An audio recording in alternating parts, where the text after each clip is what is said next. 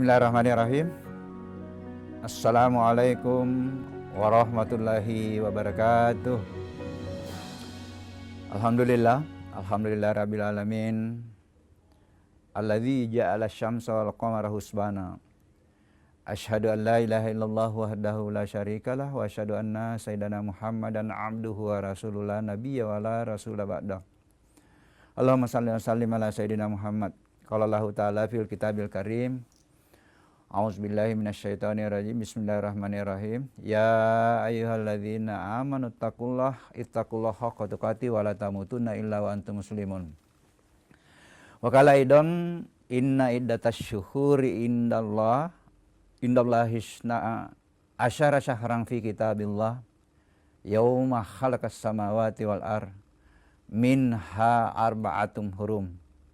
Zalika dinul qayyimah fala taslimu fi hinna anfusahum wa qatilul musyrikin kaffa kama yuqatilunakum kaffa wa'lamu annallaha ma'al muttaqin. Sadaqallahul adzim.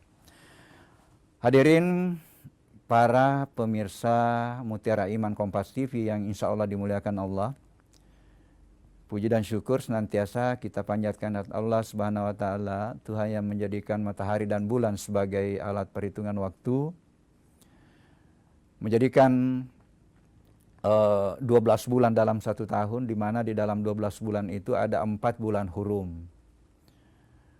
Bulan yang dimuliakan, ya apa itu bulan hurum? Yang 4 itu, ya ulama sepakat 3 berturut-turut dan 1 yang terpisah. 3 berturut-turut itu mulai Zulqa'dah, Zulhijjah, Muharram, dan Rajab. Para pemirsa yang insya Allah dimuliakan Allah, nah, apa yang mestinya dilakukan untuk meningkatkan keimanan dan ketakwaan tak? Saya mengingatkan lagi kembali bahwa etapa perjalanan kehidupan yang kita hadapi ini masih ada 3 stasiun. Jadi setelah di dunia ini masih ada 3 tempat yang akan kita hadapi, dan yang menentukan keselamatan kita di 3 tempat itu adalah apa yang dilakukan di bumi ini. Apa saja setelah bumi? Setelah kita di dunia ini adalah alam kubur, alam barzah. Setelah itu alam kebangkitan, ya, kebangkitan atau alam pengadilan. Disitulah nanti ya kita menerima buku catatan amal, ya buku catatan amal, ya menerima buku catatan amalnya nanti dengan tangan kanan, insya Allah itu tanda-tanda baik, ya, karena hanya 2 nanti di sana. Jadi setelah alam pengadilan hanya 2 keputusan, kiri atau kanan, atau yang kita kenal surga atau neraka. Dan yang terakhir itu adalah summa ilaihi turja'un, kembali kepadanya. Ya, itu perlu dipahami, itu perlu dihadirkan dalam kesadaran kita. Karena amburadulnya hidupnya seseorang memang diragukan keimanannya atas masih adanya kehidupan setelah di dunia ini. Itu sudah jelas di surah Al-Baqarah 28 itu, para pemirsa. Kaifa takfuruna billahi wa kuntum amwatan fa ahyakum tsumma yumitukum tsumma yuhyikum tsumma ilaihi turja'un. Ya, pahamilah semua bahwa kita semua ini berasal dari maut, kemudian kita hidup mulai dari rahim, kemudian lanjut di dunia yang fana ini sampai batas waktu nanti yang tidak ada yang tahu. Setelah itu pindah ke alam barzah, summa yumitukum. Ya, setelah di alam barzah, ya itu nanti kita tidak tahu juga berapa lama kita menunggu di sana, karena nanti bangkit setelah alam kebangkitan. Summa yuhyikum, dihidupkan kembali, itulah alam kebangkitan. Dan terakhir adalah summa ilaihi turja'un. Wallahu alam. Ya, kembali menyatu kembali dengan pencipta dalam tanda petik. Nah, yang kedua adalah Allah sangat maha kasih sayang terhadap hambanya. Kenapa? Karena Allah sudah menyampaikan titian jalan kehidupan untuk pindah ke alam kubur itu sudah jelas. Ya ayyuhalladzina amanu ittaqullaha haqqa tuqatih wa la tamutunna illa wa antum muslimun. Janganlah kamu pindah ke alam kubur, pindah ke alam barzah sebelum mampu menjadi muslim yang berserah diri. Bagaimana menjadi muslim berserah diri? Ya, selalu saya ulang ini. 2 anak tangganya, iman dan takwa. Takwa yang sebenar-benarnya takwa. Nah, inilah kemarin sekali lagi, jangan teledor lagi. Takwa ini kita sudah dapatkan setelah diklat Ramadan. Ya, la'allakum tattaqun kan itu ya. Kita sudah genggam semua itu insya Allah. Kemudian kualitasnya itu ditingkatkan lagi melalui amalan-amalan di Syawal, saling memaafkan, silaturahim, apakah dalam bentuk reuni, dalam bentuk halal bihalal, saling mengunjungi, itu peningkatan ketakwaan yang terus menerus. Karena Allah menyampaikan memang jangan hanya sekedar bertakwa, tingkatkan terus menjadi takwa yang sebenar-benarnya. Takwa itulah menjadi tangga untuk menjadi al-muslimun, Islam yang bersadar diri. Nah, bagaimana kita tingkatkan lagi? Ya, karena ini makna husnul khatimah itu ketika kita istiqamah melaksanakan kebaikan. Nah, Allah sangat kasih sayang terhadap hambanya. Setiap pergerakan waktu itu bulan demi bulan pasti ada tawaran untuk meningkatkan apa yang kita dapatkan di bulan Ramadan, apa yang didapatkan di bulan Syawal. Kita ditawari lagi bagaimana meningkatkan ketakwaan itu di bulan Dzulqa'dah atau bulan Hurum. Tadi di 4 bulan Hurum itu, ayat yang saya bacakan tadi itu Allah menyampaikan, ya, di antara 12 bulan itu ya, karena dari awal penciptaan bumi ini, alam semesta ini, bumi hadir itu kurang lebih 5 miliar tahun yang lalu menurut kajian ilmu pengetahuan. Itu Allah sudah menyampaikan, aku ciptakan atau aku hadirkan 12 bulan. Apakah itu bulan Qamariyah atau bulan Syamsiah ya. Nah, itu mulai dari Januari, ada juga bulan mulai dari Muharram ya. Itu 12 bulan, tetapi Allah menyampaikan di antara 12 bulan itu ada 4 bulan yang aku muliakan dan memuliakan. Jadi kalau tempat atau waktu itu dimuliakan, pasti juga itu memuliakan. Nah, itulah Dzulqa'dah ya. Salah satunya Dzulqa'dah. Nah, apa yang perlu dilakukan di bulan Dzulqa'dah ini? Nah, tentunya melanjutkan amalan-amalan yang kita sudah dapatkan atau kita dilatihkan di Ramadan. Saya selalu mengatakan, lanjutkan itu kurikulumnya Ramadan. Ya. Puasa ya. Tidak ada memang puasa wajib, tetapi puasa sunnah tetap dianjurkan. Ada puasa Syawal kemarin itu 6 hari, kemudian Ayyamubid 13, 14, 15 setiap bulan. Kemudian puasa sunnah Senin Kamis.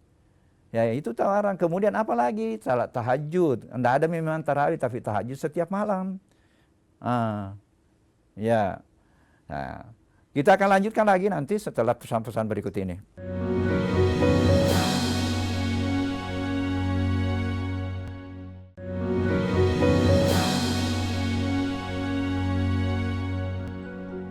Oke, kembali ya. Jadi kalau kita memerawat itu kemuliaan yang kita dapatkan di bulan Ramadan, ya, la'allakum tattaqun, kita mau merawat itu bagaimana kedekatan kita kepada Allah, ya, kembali ke fitrah ya. Di Syawal itu kemarin kita salat Idul Fitri kan, itu maknanya kembali ke fitrah. Bagaimana kita tidak kembali ke fitrah, nah diampuni dosa-dosa kita di Ramadan itu, ya, melalui puasa, melalui salatul lail, melalui baca Quran, melalui sedekah, infak ya. Jadi lanjutkan itu ya. Nah, kemudian apa lagi bacaan Quran kita, jangan sampai waktu Ramadan itu wah rajin sekali baca Quran para pemirsa. Ya. Setelah lewat Ramadan hilang itu kebiasaan baca Quran. Ya. Yang berilmu ini, yang ada basic ilmunya ini, saya katakan jangan hanya baca, naik tingkat menjadi tilawah, naik tingkat tadabburi, hubungkan antara ilmu yang mengantar kita profesor doktor di ilmu pertanian, di ilmu politik, di ilmu ekonomi. Coba hubungkan dengan ayat-ayat yang berkait dengan ekonomi, berkait dengan alam, berkait dengan tanaman. Itulah namanya tadabbur. Ya. Nah, kemudian lanjutkan itu kebiasaan sedekah, infak. Nah, kalau tidak bisa sedekah uang, ya pelihara tanaman. Karena Rasulullah menyampaikan tidaklah seseorang itu menanam tanaman, jangankan tanaman itu dimakan oleh manusia, dimakan oleh burung atau hewan, dimakan oleh tikus. Itu adalah bernilai sedekah bagi yang menanamnya. Nah, lanjutkan apalagi amalan-amalan rutin yang perlu dilanjutkan. Zikir itu kan perintah itu, ya ayyuhallazina amanu dzkurullaha dzikran katsira ya. Jadi itu ayat itu dari 89 ayat itu yang diawali dengan ya ayyuhallazina amanu, yang merasa dirinya beriman perbanyak zikir. Apalagi rutin. Nah, rutin ini dilanjutkan adalah perbanyak salawat. Karena itu juga perintah dan itu luar biasa. Allah bersama malaikatnya bersalawat kepada Rasulullah. Innallaha wa malaikatahu yusholluna 'alan nabi ya ayyuhallazina amanu shallu 'alaihi wa sallimu taslimat. Itu aja diperbaiki. Nah, kemudian amalan-amalan sosial. Nah sekarang di bulan Hurum ini ya, termasuk di bulan Zulqa'dah, apa yang perlu dilakukan? Apa yang perlu dihindari? Ayat tadi mengatakan, jangan menganiaya diri di 4 bulan Hurum itu. Fala taslimu fi hinna anfusakum. Jangan kamu menganiaya diri. Nah ini disinilah para pemirsa kita harus paham. Apa sih yang dimaksud sebenarnya diri di sini? Kita paham ya, kita mungkin sudah sering kenal bahwa diri kita ini kan ada jasadnya, atau ada badan kasarnya, ada jiwanya, atau badan energinya. Dia yang diliputi dan dihidupkan oleh ruh. Ya. Jadi jiwa ini, badan ini dia bisa hidup karena dihidupkan oleh ruh. Melalui hembusan ruh, summa sawahu wa nafaha fihi min ruhihi. Jadi dia bisa hidup karena ada hembusan ruh. Tetapi jangan lupa bahwa ruh itu merupakan potensi spiritual ilahi yang kita miliki, potensi hebat. Potensi sifat-sifat mulia Tuhan yang kita miliki ya. Nah, jadi kejujuran, kepedulian, kecerdasan sudah ada semua di situ. Dari Allah yang maha cerdas, dari Allah yang maha jujur, dari Allah yang maha mulia, dari Allah yang maha peduli, maha adil. Itu semuanya insya Allah ada semua di dalam diri kita sebagai potensi. Nah ini. Nah tinggal nanti bagaimana, karena alat yang diberikan Allah untuk bagaimana memunculkan potensi hebat kita itu juga jelas. Penglihatan, pendengaran, dan akal pikiran. Ya, saya kembali tadi ayatnya itu. Summa sawwahu wa nafaha fihi min ruhi wa ja'ala lakumus sam'a wal absara wal af'idata qalilan ma tashkurun. Tapi hanya sedikit yang memanfaatkan penglihatan, pendengaran, dan akal pikirannya untuk memunculkan sifat mulianya, kecerdasannya, ya, untuk menjadi jujur, untuk menjadi adil. Lebih banyak dipengaruhi oleh pengaruh-pengaruh iblis, karena mungkin kurang dimanfaatkan telinga pendengaran untuk mendengar ceramah, ya, mengkaji ilmu. Lebih banyak dipakai untuk mendengarkan gosip misalnya para pemirsa. Nah itu setan itu. Nah, akhirnya Allah mengatakan qalilan ma tashkurun, hanya sedikit yang memanfaatkannya itu. Ya, kemudian jiwa ya nafsu. Nah tentu makna dari menganiaya, ketika kita sudah paham bahwa kita memiliki jasad, badan kasar, kita memiliki badan halus atau jiwa, semuanya kedua-duanya ini memiliki hak dan kewajiban. Coba, badan jasad kita ini memiliki hak untuk makan, memiliki hak untuk istirahat, untuk tidur, memiliki hak untuk minum. Jadi ketika tiba saatnya untuk makan, untuk tidur, untuk minum, kemudian kita tidak kasih makan, kecuali puasa, ya itu berarti itu adalah menganiaya. Termasuk menganiaya langsung menyakiti, ada yang ya ada yang menyakiti dirinya, ya, sehingga orang yang misalnya pasang tato itu ada yang beranggap bahwa itu sebenarnya bagian dari penganiayaan, karena kan disakiti diri kita itu untuk pasang itu tato. Ini para pemirsa. Ya, tetapi kalau sudah terlanjur, Allah Maha Penerima Taubat. Yang penting kita sudah sadari ya, menganiaya diri. Kemudian jiwa juga punya hak dan kewajiban. Apa haknya sebenarnya jiwa? Dia memiliki hak itu untuk diberikan juga. Dia juga makan. Makanannya jiwa, itulah tadi zikrullah. Banyak bersikir, banyak bersalawat, itulah makanannya jiwa. Karena dia menuntut itu, ya, jiwa itu dia ingin tenang juga. Sementara Quran mengatakan bahwa untuk tenangnya jiwa harus zikir. Ala bisikrillah tatmainnul qulub. Hanyalah dengan berzikir kepada Allah itu jiwa menjadi tenang. Apalagi haknya jiwa. Mohon maaf para pemirsa, jiwa itu nanti akan bertanggung jawab di hadapan Allah. Jadi perbuatan kita yang diperagakan oleh badan itu sebenarnya yang akan mempertanggungjawabnya kan nanti itu adalah jiwa kita, kan nafsu kita.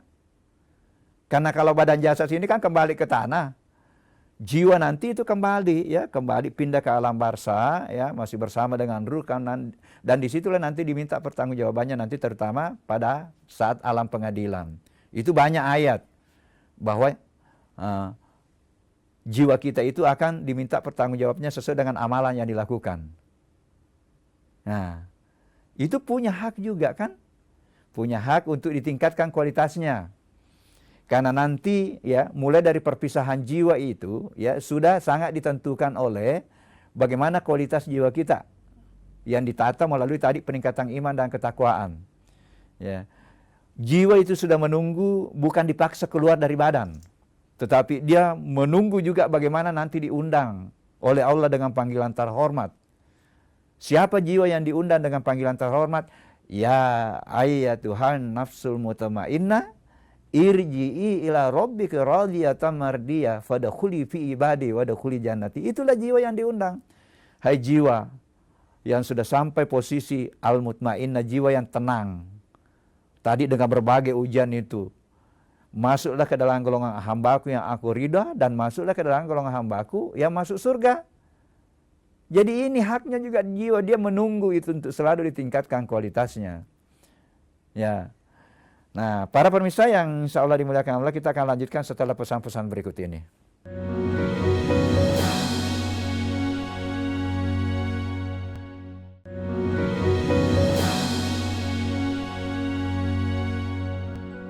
Oke, saya kembali para pemirsa ya. Jadi jiwa itu memilih hak, badan memilih hak. Dan yang paling mendasar sebenarnya adalah bagaimana haknya jiwa itu terpenuhi. Karena jiwalah sebenarnya nanti yang mempengaruhi gerakan badan. Jiwa yang berkualitas, kalbu yang tenang, ya itu nanti akan bertutur kata yang santun, berperilaku yang insya Allah berakhlak mulia. Itu sangat ditentukan oleh jiwa dan sangat ditentukan oleh kualitas kalbu. Disitulah nanti peran zikir untuk mensucikan kalbu kita. Karena kalbu yang menentukan kualitas jiwa, kalbu yang menentukan nanti bagaimana iman dan ketakwaan kita. Jadi punya hak ya. Nah, apalagi yang perlu dilakukan di bulan Hurum, termasuk bulan Zulqa'dah untuk meningkatkan ketakwaan ya. Jangan menganiaya diri tadi ya. Ya, diri berikanlah haknya badan dan berikanlah haknya jiwa. Nah, ayat menyampaikan kepada kita bahwa di bulan Hurum termasuk Zulqa'dah itu perangilah kemusyrikan. Di situ ayat secara tekstual, perangi orang musyrik ketika kamu diperangi. Saya lebih cenderung merenung perangi kemusyrikan, karena kemusyrikan yang paling perlu diperjuangkan adalah kemusyrikan yang terkait dengan diri kita. Jangan sampai kita anggap diri kita sudah beriman bertakwa padahal kita masih mensyirikatkan Allah. Dan ini kalau sudah sampai pada tingkat tinggi ini, nah rupanya makan saja obat, terpercik di dalam kesadaran kita bahwa yang menyembuhkan adalah obat, itu sebenarnya sudah musyrik. Ini, saya mengajar ini, saya menyampaikan dakwah, terpercik di dalam pikiranku bahwa apa yang saya sampaikan ini adalah ilmu saya, itu sebenarnya musyrik. Karena semuanya adalah miliknya, semua adalah Allah pemiliknya. Kul innamal ilma indallah wa innama ana nasyirun mubin. Pahamilah hai para pengajar, hai guru, hai dosen, bahwa apa yang kita ajarkan itu adalah ilmunya Allah. Jadi kapan kita terlalu sombong bahwa apa yang saya sampaikan ini adalah ilmu saya. Nah itu hati-hati. Nah makanya saya lebih cenderung tadi di ayat itu Allah menyampaikan jangan menganiaya diri. Tadi kita sudah paham ya, menganiaya secara fisik, menganiaya secara kejiwaan mental, berikan haknya, kasih makan juga jiwa itu dengan zikir ya. Kemudian perangilah orang musyrik. Di situ bahasa tesnya Al-Qur'an. Perangi orang musyrik ya, kalau kamu diperangi. Kalau kita diperangi ya, kalau memang yang dimaknai di situ ada orang musyrik, nanti kita perangi di bulan Hurum ini ketika kita diperangi. Begitu luar biasanya bulan Hurum ini. Ya. Jadi hati-hati. Kemudian bagaimana tadi menghargai seluruh makhluk. Jadi semua amalan-amalan mulia juga itu dimuliakan di bulan Zulqa'dah atau di bulan Hurum. Tapi hati-hati ya.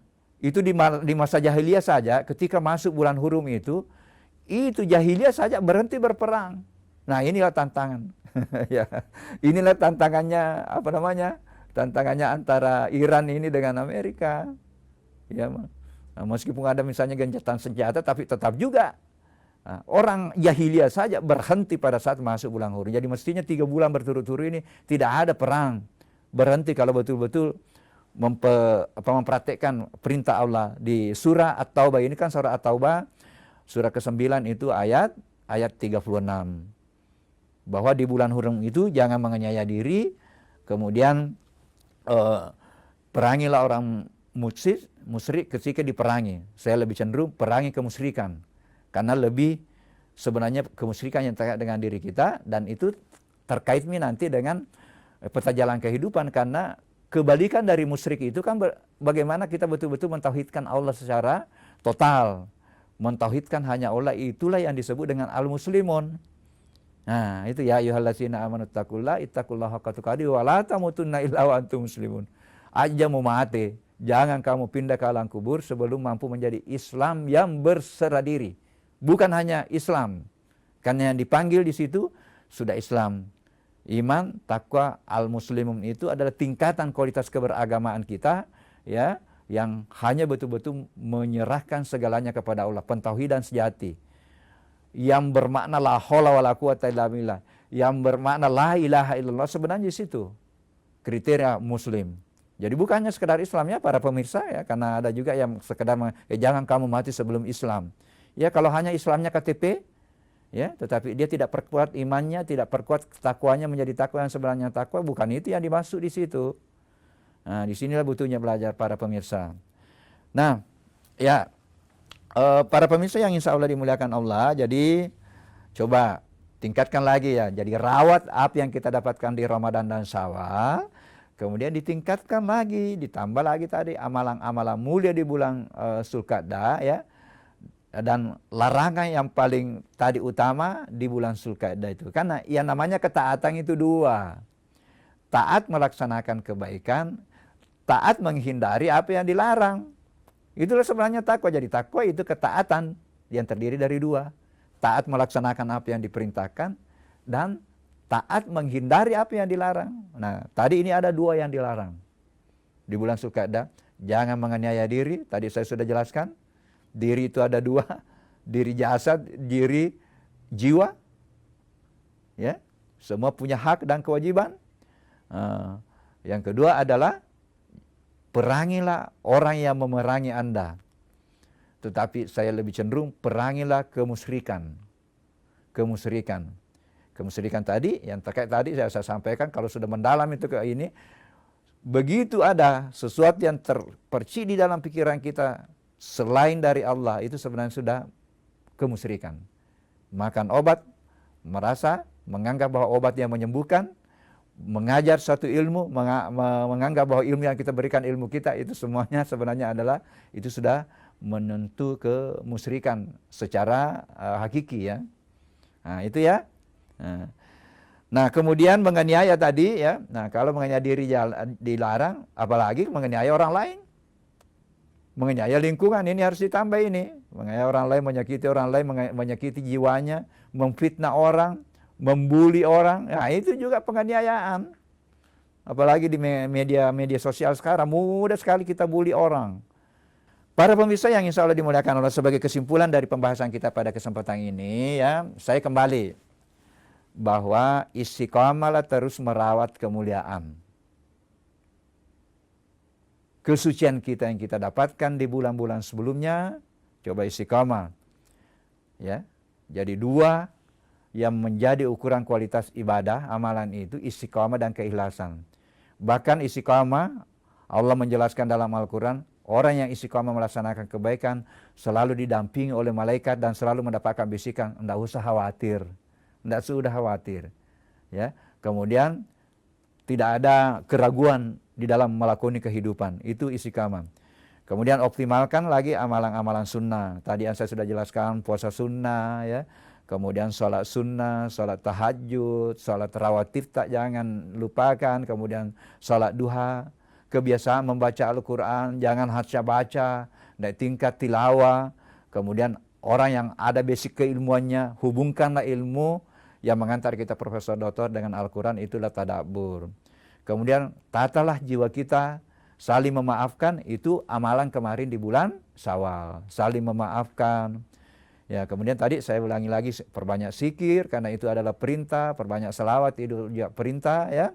Jangan menganiaya diri, ditambah lagi kan, ini di bulan Hurum ini 3 bulan berturut-turut, jangan menganiaya diri, ya diri jasad dan diri secara jiwa dan mental. Jangan menganiaya orang lain, jangan menganiaya lingkungan, merusak lingkungan, buang sampah sembarangan, buang air panas di ini dilarang itu karena di situ ada kehidupan, ada mikroba, ya.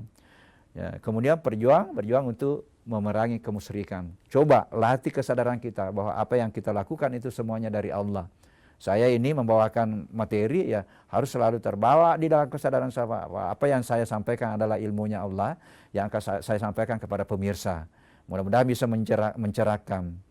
Nah, kemudian tata emosi kita, hawa nafsu untuk selalu meningkatkan, berusaha meningkatkan kualitas nafs kita dari al-amarah, al-lawama, kemudian naik tingkat menjadi al-mutmainnah yang insya Allah sekali lagi akan diundang khusus perpisahan antara badan dengan jiwa dengan undangan terhormat. Tadi ayat yang saya bacakan, ya Tuhan nafsul mutmainnah irji'i ila rabbika radiyatan mardiyah fadkhuli fi ibadi wadkhuli jannati. Ini semua yang kita cari. Berawal dari mengaku di hadapan Allah, mengaku sebagai hamba, alas subirabikum qalu bala syahidna, dan mencari jalan untuk diakui sebagai hamba. Saya kira itu pemirsa, mudah-mudahan bisa mencerahkan ya. Mudah-mudahan bisa meningkatkan lagi motivasi kita untuk beribadah. Mohon maaf atas segala kekurangannya. Wallahu muwaffiq ila aqwamit thoriq. Assalamualaikum warahmatullahi wabarakatuh.